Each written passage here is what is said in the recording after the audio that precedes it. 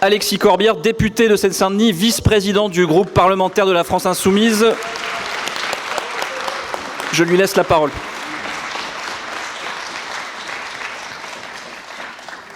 Merci Julien. Vous êtes beau, mais je vous assure que d'ici, je ne vous vois pas. Je suis content d'être là. On est toujours content de se réunir, mais être ici, dans le Nord, moi, je ne suis pas originaire d'ici. Je suis du Sud et aujourd'hui un élu de Seine-Saint-Denis. Mais tout de même, quand on a le cœur du côté du peuple, quand on connaît l'histoire de ce pays, quand on essaie d'être modestement, mais avec beaucoup d'ambition, le continuateur d'un grand combat social qui a traversé ce pays, être dans le Nord, c'est pas rien. Bien sûr, il y a des chansons qui disent que vous avez dans le cœur le soleil qui n'est pas dehors. Mais ces mêmes racontent la pénibilité de cette terre, les luttes qui ont été évoquées. C'est pas rien. Pour moi, c'est pas rien. Et pour vous, je sais aussi. Si je dis ça, c'est que le combat que nous sommes en train de mener n'est pas seulement cette bataille contre la réforme des retraites. C'est cette bataille, bien sûr. Mais c'est le type de pays dans lequel nous voulons vivre, dans lequel vous voulez vivre. Et pour utiliser une formulation volontairement provocatrice que vous comprendrez, je crois qu'il y a dans ce mouvement et dans cette solidarité qui s'exprime un grand geste patriotique, magnifique. Parce que c'est une France qui se donne à voir et qui dit que nous n'acceptons pas que certains ne cessent de parler de République quand ils abîment la dimension sociale de la République. Qu'est-ce que la République si elle n'est pas sociale ? C'est un mot creux, disait Jaurès. Alors oui, cette réforme n'est ni juste ni justifiée. Les camarades qui sont exprimés avec précision et talent avant moi l'ont dit. Le système des retraites. Alors bien sûr, quand on compare à nos salaires, des moments où c'est des chiffres qui tournent la tête. 350 milliards. Et ce dont on nous parle, c'est que pendant quelques années, peut-être, il y aura 3% de déficit. Les mêmes qui disent ça, d'ailleurs, sont des gens sérieux. Le rapport du corps disait que cette année, il devrait y avoir un déficit. Le système est excédentaire. Mais surtout, ce qui nous est expliqué, quand on lit dans le détail ce rapport, vous savez, le corps, Conseil d'orientation des retraites, c'est que le principal problème actuel, le système est bon, mais il y a eu ces dernières années des politiques de baisse de cotisation. C'est un problème de recettes. C'est-à-dire que des politiques libérales ont considéré que, les patrons appellent ça les charges, les cotisations, c'est-à-dire une part du salaire différé. Le travailleur, il y a le salaire qu'il perçoit, le salaire direct, et le salaire indirect. Tout ça, il l'a obtenu, rien n'a été donné, vous le savez. Dans des luttes sociales, ça fait partie de cette tension permanente entre capital et travail, de la juste rémunération des travailleurs. Et dans des politiques libérales, vous comprenez ce que je veux dire là, il y a eu des baisses de recettes. C'est un des problèmes. Donc première mesure, revenons sur ces exonérations de cotisations. C'est d'ores et déjà 5 milliards rapidement qui peuvent rentrer. Et même si on revient sur l'ensemble des exonérations de cotisations, beaucoup de camarades économistes nous disent que c'est de l'ordre au moins de 10 à 15 milliards qui pourraient revenir assez facilement. Ça a été évoqué par les camarades. L'égalité homme-femme. L'égalité homme-femme. Quelle année l'expression pratique, si ce n'est au moins que lorsqu'une femme travaille sur le même poste de travail qu'un homme, elle ait la même rémunération. Faisons-le. Immédiatement, c'est 8 à 10 milliards qui peuvent rentrer. Il y a actuellement 6% d'inflation, c'est le chiffre général. Sur les produits les plus élémentaires, c'est parfois 11-12% d'inflation. Si on augmente seulement les salaires de 4%, on fait également rentrer dans les caisses près de 10 milliards. Bref, beaucoup de solutions existent. Cette réforme n'est ni juste ni justifiée. Notre système des retraites n'a pas de problème structurel. Il y a un problème conjoncturel qui peut être réglé par des pistes que je viens d'évoquer, il en existe beaucoup d'autres. Il n'y a pas de problème structurel. Il y a un autre problème, c'est que les baisses du nombre de fonctionnaires qui ont été mis en place par les gouvernements précédents et aussi par Emmanuel Macron amènent à ce qu'il y aura moindre de rentrée de cotisations. C'est aussi ça l'objectif. Il veut faire baisser les dépenses publiques.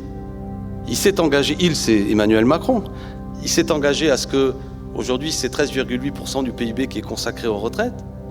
Et il veut faire baisser cela, notamment par les baisses de dépenses publiques. Mais l'État pourrait très bien maintenir le même investissement public dans le système des retraites. Et il n'y aurait pas de problème.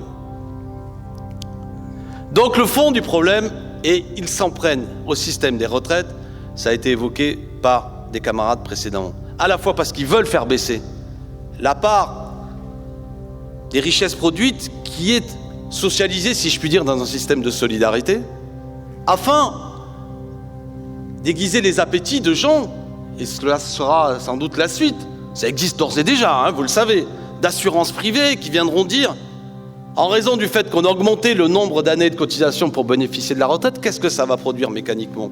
Que beaucoup d'entre nous n'y arriveront pas. Et il y aura une baisse des pensions. Et vous aurez un business privé qui va venir accompagner ça. L'argent, toujours l'argent, c'est ça l'objectif. Ni juste, ni justifié.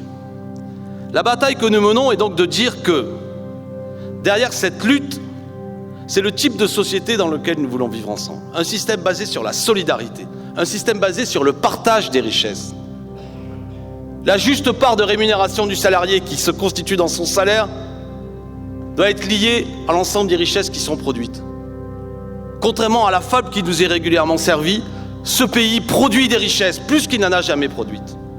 Et le problème, c'est la répartition qui s'est dégradée dans la richesse produite, celle qui part vers le capital et celle qui part vers la rémunération du travail, de 10 points en l'espace d'une trentaine d'années.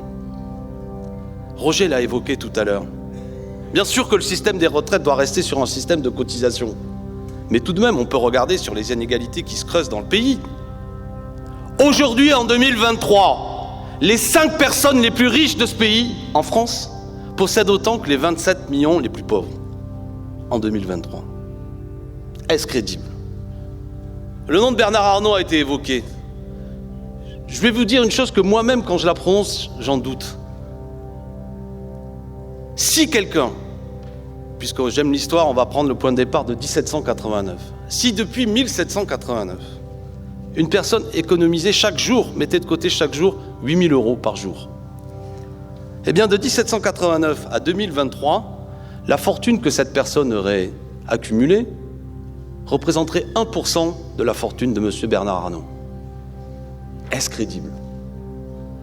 Donc là, on a un sujet, si on aime la République sociale, qui est celle de dire, n'est-il pas temps, par l'impôt, pas par la violence ni la brutalité. Mais l'impôt, c'est beau, c'est noble, c'est le fait que chacun contribue en fonction de ses moyens à un système plus juste, afin de vivre mieux tous. C'est pour ça que dans cette bataille, il y a une bataille sociale, elle est menée, mais il y a aussi une bataille culturelle et idéologique. Je disais un geste patriotique. C'est un type de France qui se donne à voir. La France de la justice, la France populaire, la France de la solidarité, la France qui est choquée par tant d'inégalités et tant d'inaction de la part du gouvernement pour réduire ces inégalités. Le combat qui se mène est bon alors pour le pays. Ils veulent le diaboliser. Ils nous traitent de brutaux, ça a été dit. Brutaux dans la rue, brutaux à l'Assemblée. Mais qu'est-ce qui est brutal, si ce n'est une mesure qui, par sa simple application, si on la compare à ce qui s'est passé en 2010 avec la réforme Sarkozy, quand on est passé de 60 à 62 ans, mécaniquement, 300 000 personnes sont tombées au RSA, les personnes âgées. Ça va sans doute produire la même chose. Ça, c'est violent. Ce qui est violent, c'est pas un mannequin avec la photo de je ne sais quel ministre. Ce qui est violent, c'est de faire tomber dans la précarité et la pauvreté 300 000 personnes, au moins. Jaurès nous prévenait dans des textes, c'était des vieux débats à l'Assemblée nationale sur violence patronale, violence ouvrière. De son côté, dans le Tarn, des ouvriers, à l'occasion d'une manifestation, parce que le patron n'avait rien fait suite à des accidents qui avaient eu lieu, je ne sais trop quoi, avaient été brisés par des ouvriers. Alors la police était intervenue, à l'époque on envoyait même l'armée.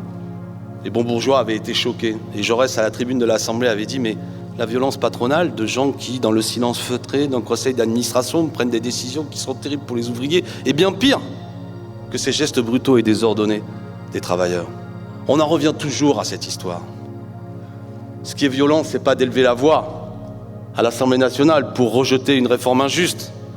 Ce qui est inacceptable, c'est de mentir aux gens et de faire tomber dans la précarité et la pauvreté des centaines de milliers de personnes, parce que c'est ça le sujet. Vous le savez tous, à partir de 50 ans, un faible taux d'emploi en France.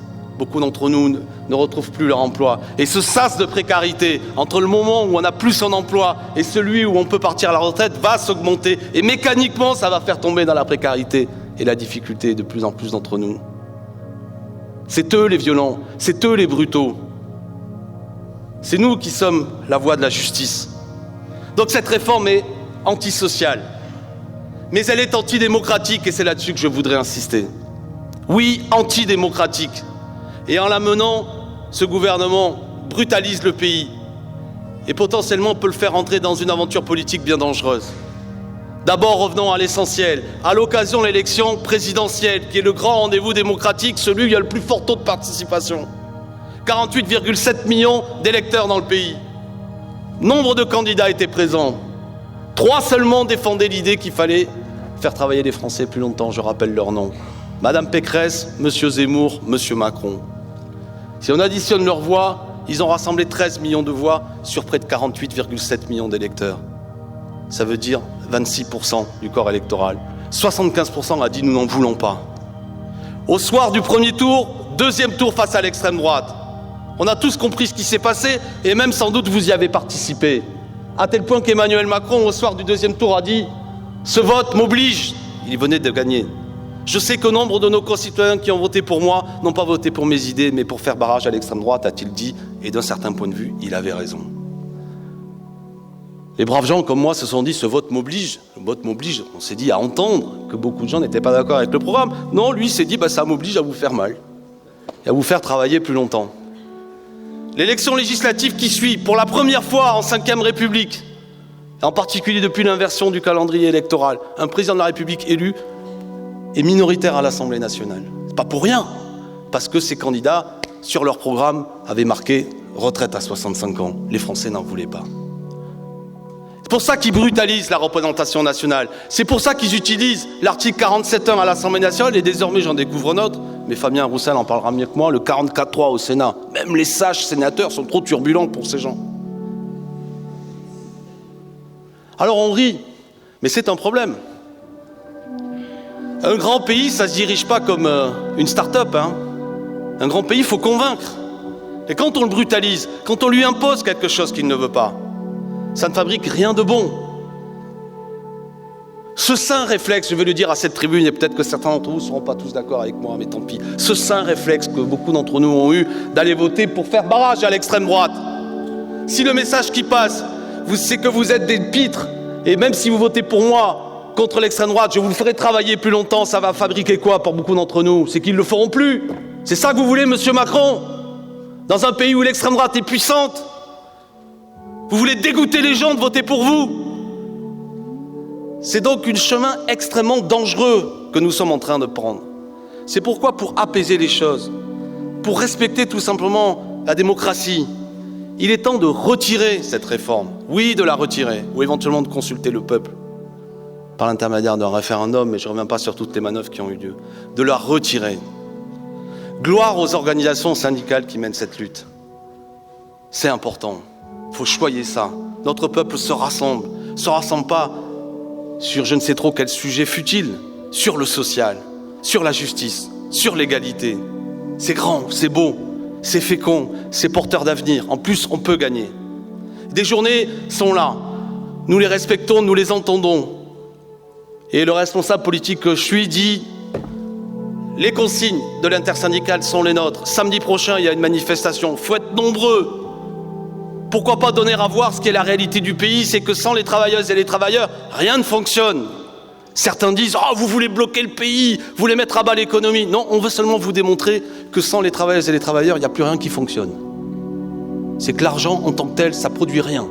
Il faut des gens pour travailler.